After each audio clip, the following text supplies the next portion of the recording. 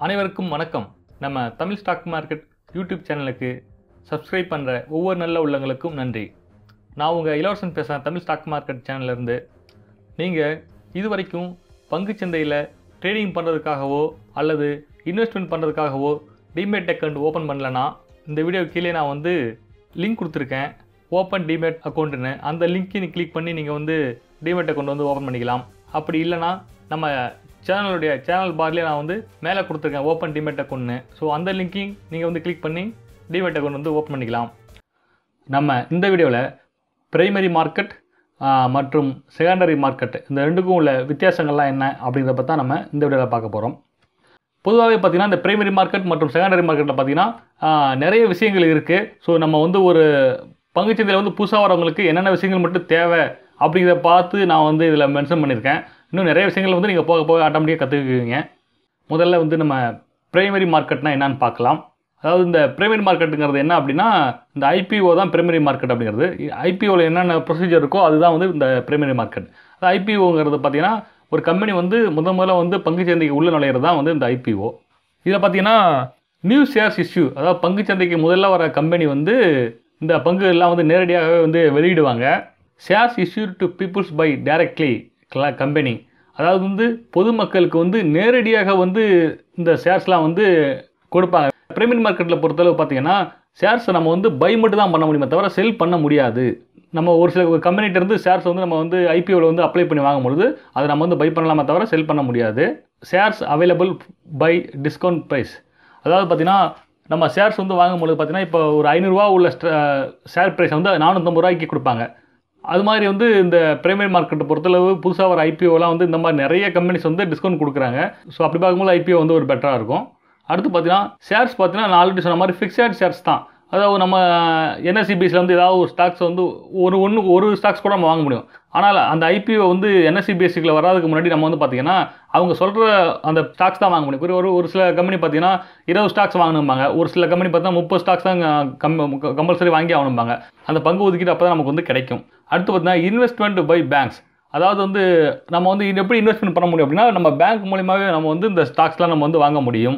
இதுக்கு demat account மஸ்டானா கண்டிப்பாக இதுக்கு டிமேட் அக்கௌண்ட் வேணும். ஏன் அப்படின்னா நீங்கள் ஸ்டாக்ஸ் பை பண்ணிடலாம், பட் செல் எங்கே பண்ண முடியும்? நீங்கள் செகண்டரி மார்க்கெட்டுக்கு போய் தான் செல் பண்ணி ஆகணும், சரிங்களா?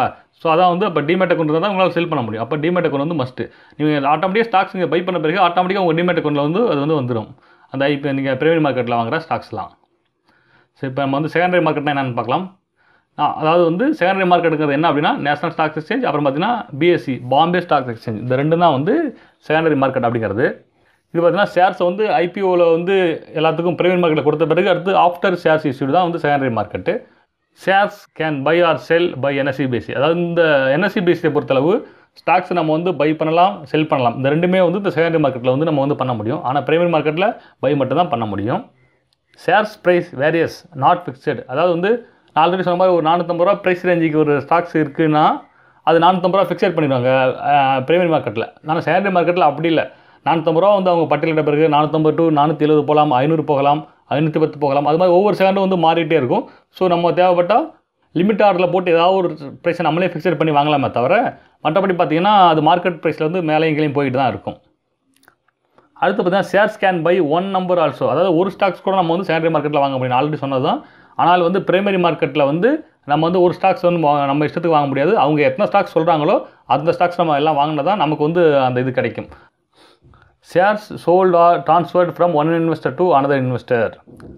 இதில் பார்த்தீங்கன்னா ஒரு பங்கை நம்ம விற்கிறோம் அப்படின்னா அந்த பங்கு எங்கே போகுது அப்படின்னா ஒரு முதலீட்டாளர்கிட்டருந்து இன்னொரு முதலீட்டாளருக்கு அது மாறும்.